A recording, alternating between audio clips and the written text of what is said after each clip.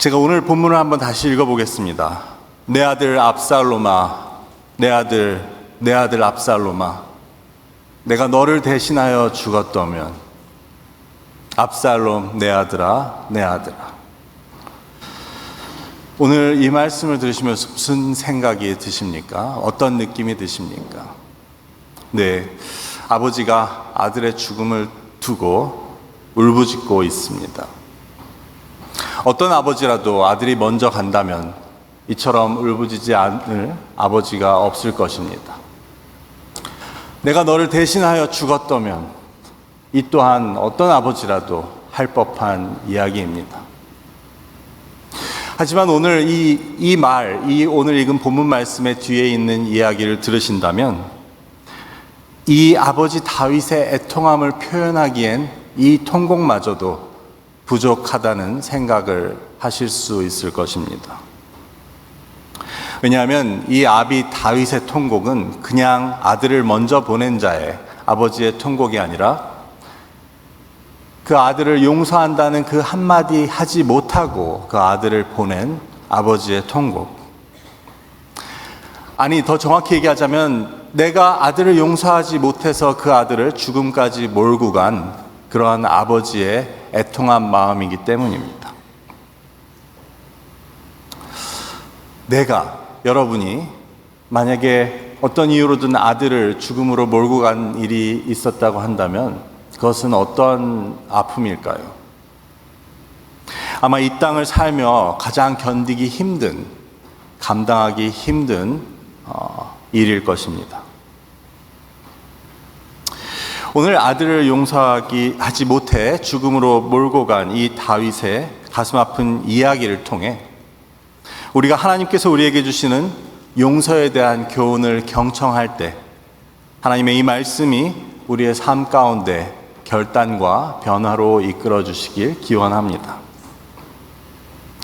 먼저 우리는 이 압살롬과 관련된 이야기를 함께 나누어 볼 필요가 있습니다. 본문을 한 절밖에 안 읽었기 때문인데 이 이야기는 성경 6장, 6장에 걸쳐서 기록되고 있습니다. 즉 먼저 압살롬은 다윗 왕이 그술 왕의 딸에게서 낳은 다윗의 세 번째 아들이었습니다. 그리고 그 압살롬에게는 아름다운 누이인 다말이 있었습니다. 근데 여기서 문제가 시작됩니다. 그 압살롬의 이복 형인 다윗의 첫째 아들인 암논이 이 다말을 사모하여 나쁜 마음을 품고 그녀를 강제로 범하게 됩니다. 거기서 더 문제인 것은 자기가 범한 이복 누이를 자기가 책임지지 못하고 내쫓게 됩니다. 그러자 이에 대해 앙심을 품은 다말의 친오라버니인 압살롬이 복수를 꿈꾸고 결국 만 2년 만에 기회를 틈타 자신의 이복 형인 암논을 죽인 것입니다. 즉 다윗의 셋째 아들이 다윗의 첫째 아들을 죽입니다. 그러고 나서 어머니의 친정인 그술 땅으로 도망합니다. 성경에 보면 다윗은 날마다 압살롬으로 인하여 슬퍼하였다고 기록하고 있지만 하지만 그는 아무런 행동도 취하지 않았습니다. 다윗이 압살롬을 생각하며 3년 동안 그 아들을 생각하지만 불러오지 않자 그 충신인 요압은 왕에게 청하게 되고 다윗은 그래서 압살롬을 예루살렘으로 불러옵니다. 하지만 다윗은 내 앞에 들이지 말라라고 하며 그 이후로도 2년 동안 아들의 얼굴을 보지 않습니다. 그 압살롬은 아버지의 그런 처사를 견디지 못하고 결국 아버지에 대한 반역을 꾀하다 죽임을 당한 것입니다. 이런 압살롬의 이야기를 다루는 내용이 아까도 말씀드렸듯이 사무엘하 13장에서 18장까지 6장에 걸쳐서 기록되고 있는데 이것은 다윗 왕의 업적 혹은 그 통치 기간을 기록한 사무엘서 24장 중에 4분의 1에 해당하는 내용입니다. 이처럼 다윗의 업적을 다루어야 할 책의 4분의 1이나 이런 다윗 아들들의 어두운 이야기를 기록하고 있는 이유가 무엇일까요? 조금 더 자세히 말씀드려 보겠습니다. 우리가 이스라엘의 역사를 볼 때 이스라엘의 역사를 기록하고 있는 책은, 즉 왕들의 통치를 기록하고 있는 책은 사무엘상 하, 열왕기상 하입니다. 이 중에서 제일 처음 나오는 사무엘상은 왕들을 기름 붓기 위해 세운 선지자 사무엘의 이야기로부터 시작해서 첫 번째 왕인 사울의 이야기를 다룹니다. 근데 잘 아시겠지만 사울의 이야기 뒤에는 늘 다윗이 있었습니다. 어린 다윗. 다시 말해 우리는 사무엘상을 다윗 왕에 대한 서론으로, 그 이야기에 대한 서두로 볼 수도 있는 것입니다. 이어지는 사무엘 하에서는 다윗 왕의 통치 기간 40년을 다루고 있습니다. 그리고 그 다음 열왕기상 하에서는 다윗의 아들 솔로몬으로부터 시작해서 이스라엘이 망하기까지 400년의 기간을 다루고 있습니다. 정리해서 말씀드리자면 역사책의 3권 중에 한 권이 다윗의 40년을 다루고 있는 반면 나머지 2권으로 400년을 다루고 있다는 얘기입니다. 사실 일반적인 역사책으로는 이것은 옳은 기술이 아닐 것입니다. 하지만 우리는 이를 통해서 이스라엘 역사에 있어서 그리고 구약에 있어서 그 다윗이 차지하는 중요성과 위치를 생각해 볼 수 있는 것입니다. 그런데 그 한 책으로 사실 다윗의 업적이나 훌륭한 점을 다루기도 부족할 터인데 그 중에 4분의 1을 그 아들의 어두운 이야기, 감추고 싶은 가족사를 다룬 이유가 무엇이겠습니까? 그뿐 아닙니다. 다윗이 밧세바와 저지른 범죄, 그리고 그로 인해 그 남편 우리아를 죽인 그 사건 2장을 더 포함하게 되면 사무엘하 24장 중에 3분의 1, 8장이 바로 다윗의 범죄와 그 가족의 어두운 부분을 다루고 있습니다. 우리는 이것을 어떻게 받아들여야 합니까? 이것은 무엇을 이야기해 줍니까? 하나님께서는 이 다윗의 어두운 역사를 통해 우리에게 주시고자 하는 교훈이 분명히 있으십니다. 그리고 그 교훈들 중 하나는 바로 용서에 대한 말씀입니다. 오늘 우리는 이 말씀을 통해 용서에 대한 하나님의 말씀을 경청하고자 합니다. 첫째, 오늘 말씀을 통해 하나님께서는 용서하지 못하는 것은 나 자신의 문제 때문이라고 말씀하고 계십니다.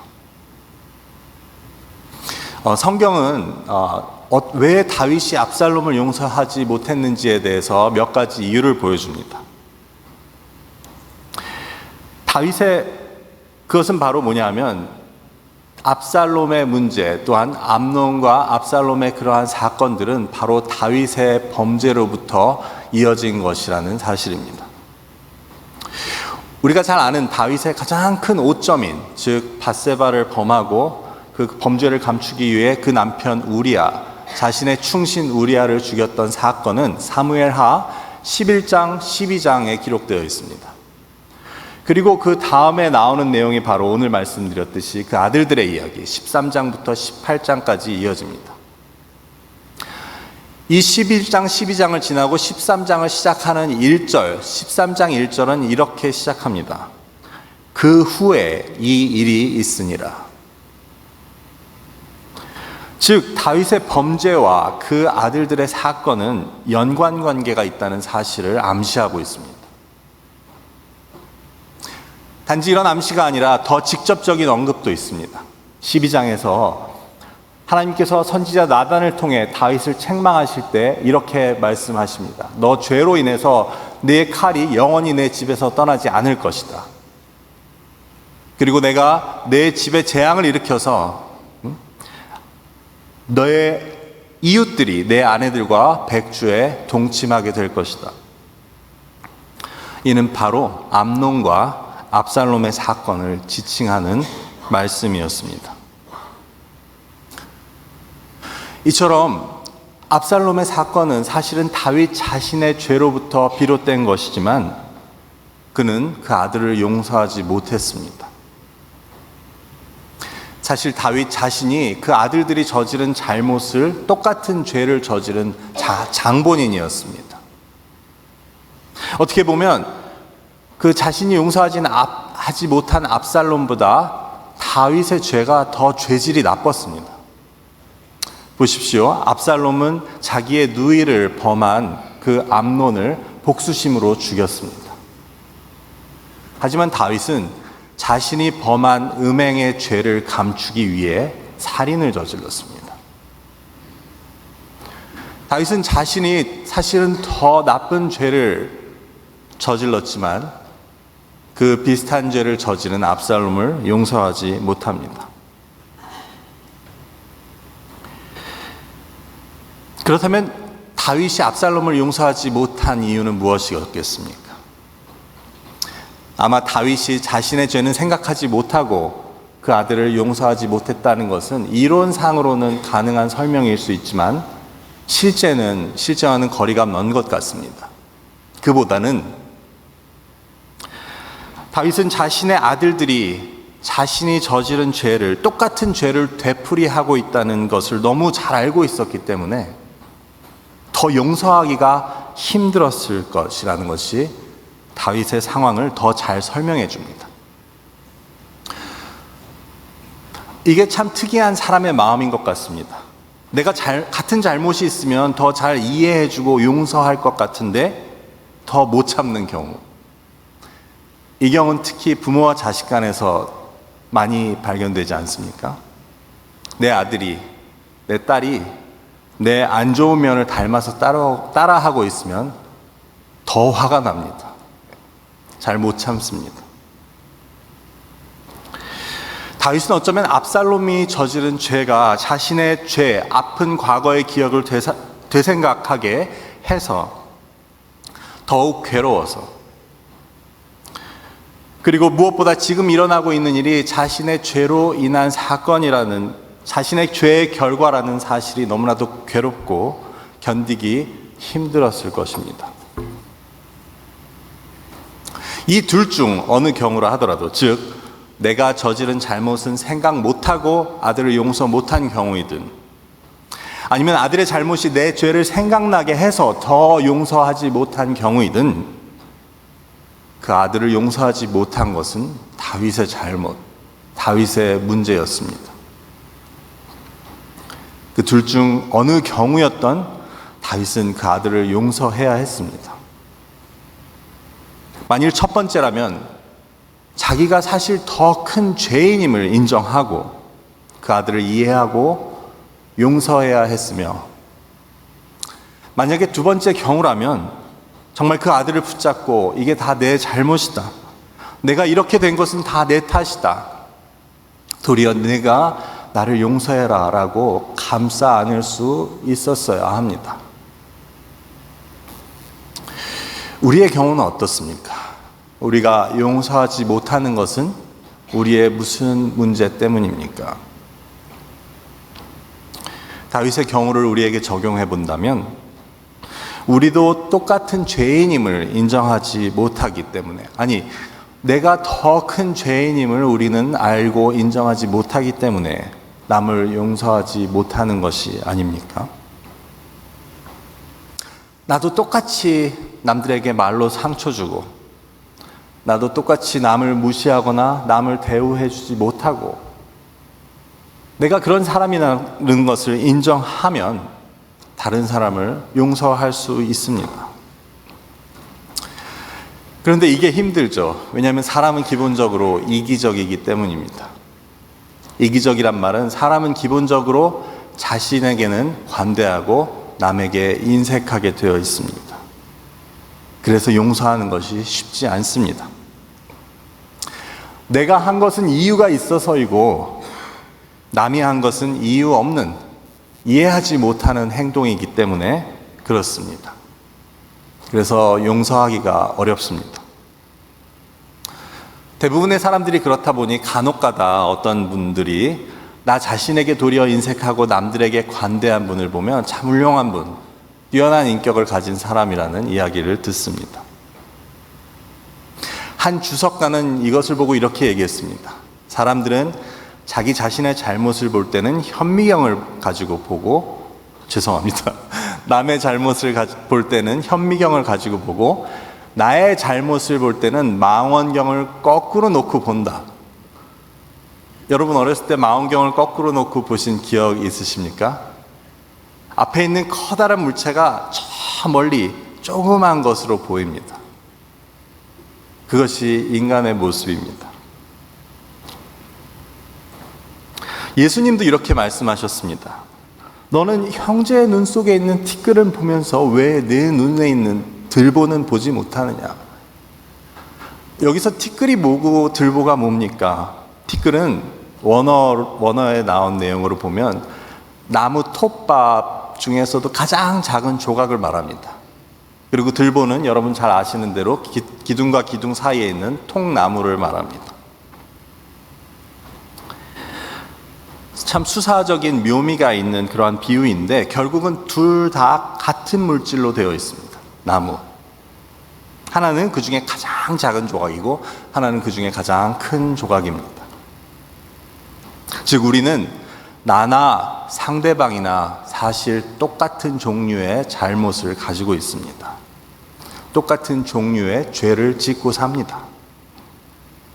시기하는 죄, 남을 판단하는 죄, 남을 뒤에서 험담하는 죄, 남에게 말로 상처 주는 죄. 다 똑같은 종류의 잘못이 있고 죄를 짓고 사는데 그 중에 가장 큰 잘못인 내 잘못은, 내 죄는 보지 못한다는 말씀입니다. 내 눈에 들보는 보지 못하느냐. 예전에 한 영화에서 나온 대사가 생각나지 않습니까? 용서하고 들으시기 바랍니다. 너나 잘하세요. 네. 아니, 이렇게 하면 또 남을 탓하는 것으로 들리기 쉬운데, 천주교에서는 대신 이런 말을 씁니다. 라틴어로, 메아 꿀파. 즉, 내 탓이요. 내 잘못입니다. 내가 제일 큰 죄인입니다. 내 잘못이 가장 큽니다.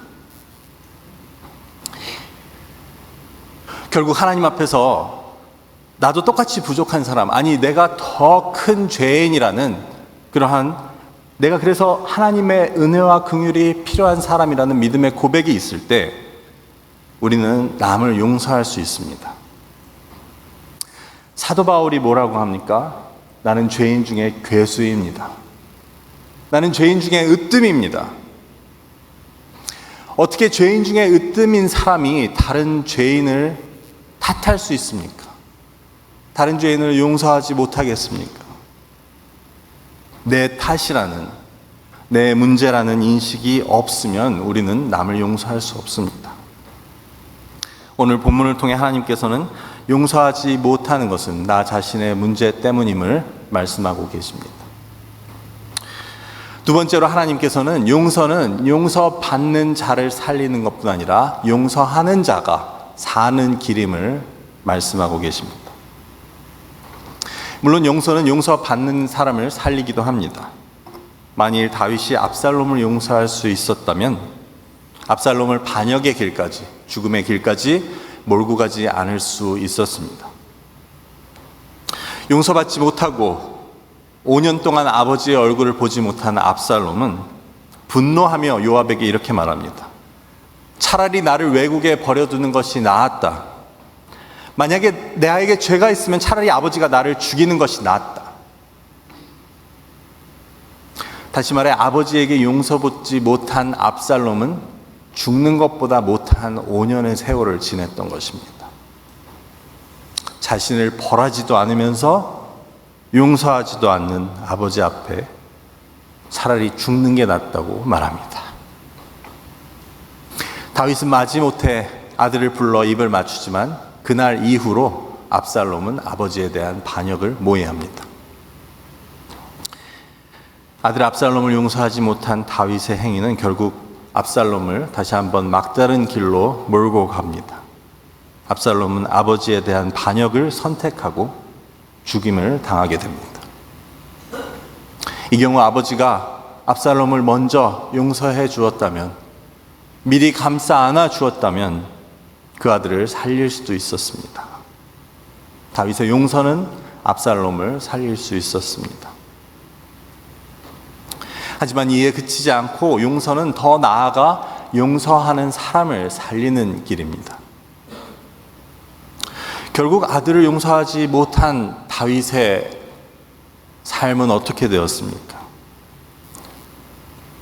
자기가 낳은 아들이 자기를 죽이려고 달려드는 것을 피해서 왕궁을 떠나 도망해야 했습니다.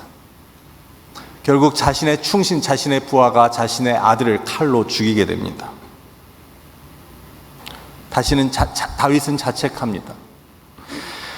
내가 손을 내밀어 주길 5년을 기다린 내 아들, 결국은 나는 내 앞에 오지도 못하게 하고 용서한다는 말 한마디 하지 못하고 내가 보냈구나.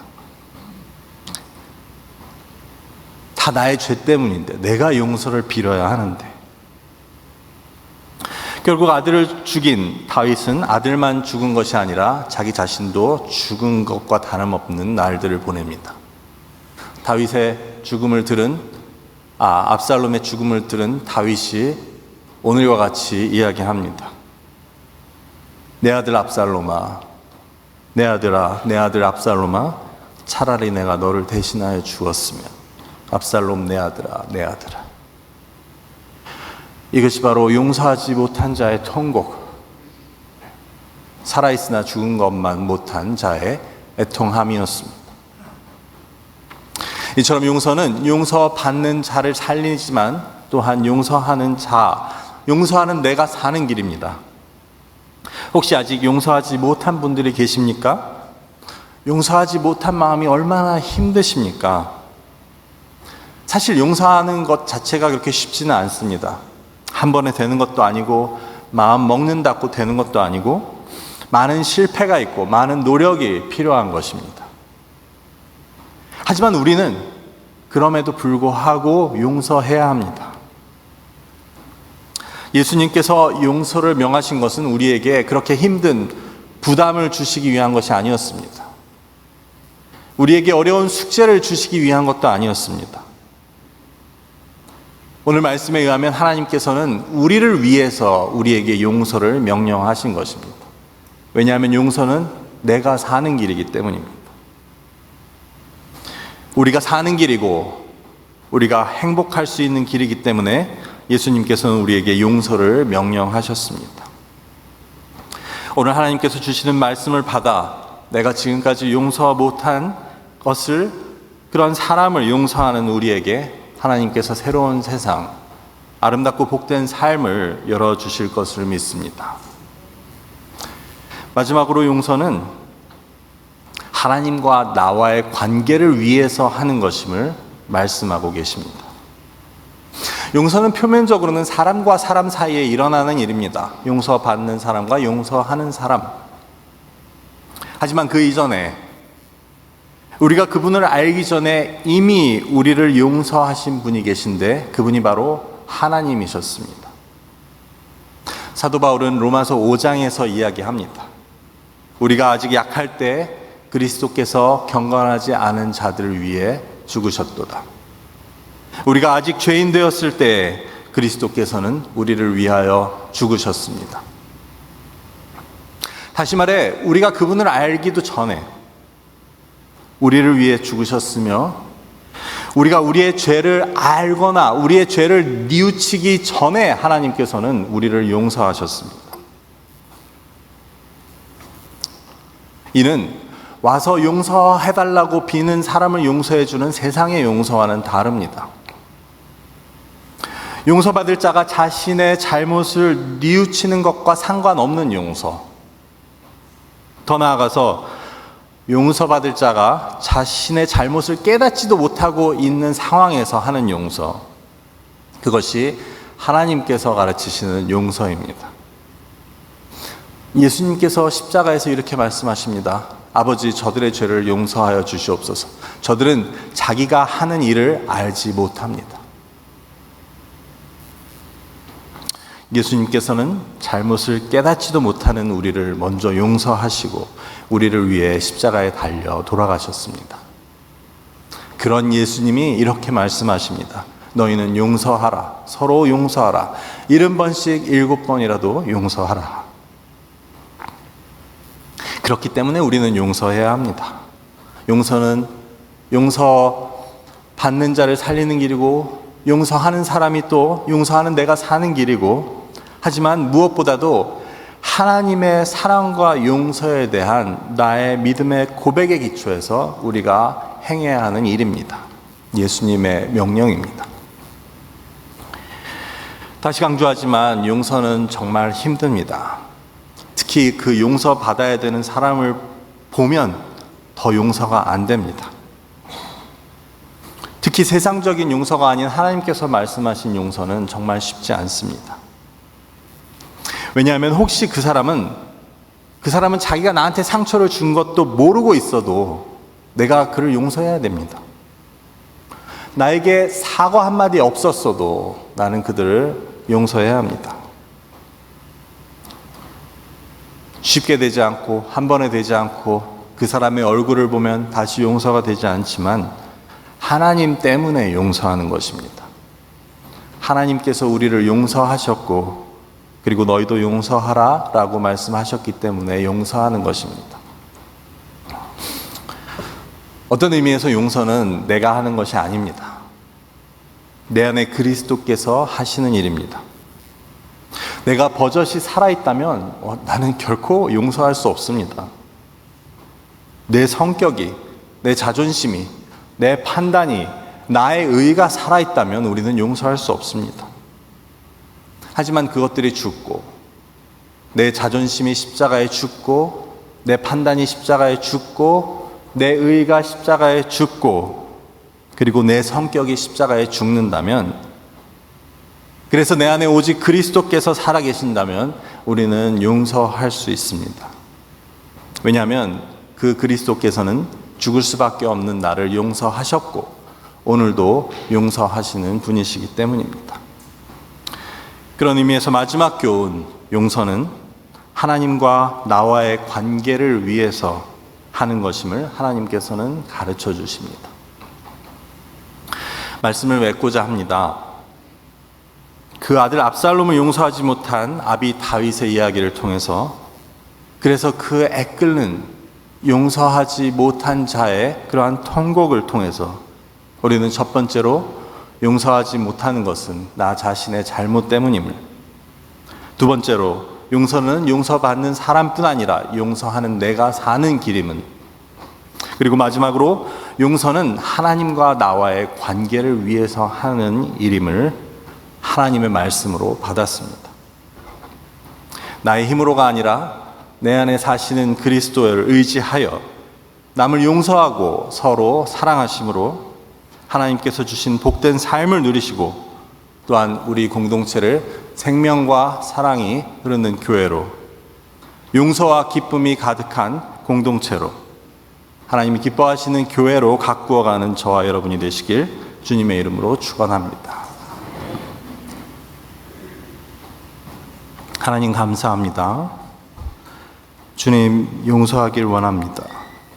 용서하겠습니다. 내가 나의 죄를 알기 이전에 이미 나를 용서하시고 내 죄를 인해 십자가를 지신 예수님, 우리가 서로 용서할 수 있도록 도와주시옵소서. 예수님의 이름으로 기도드립니다. 아멘.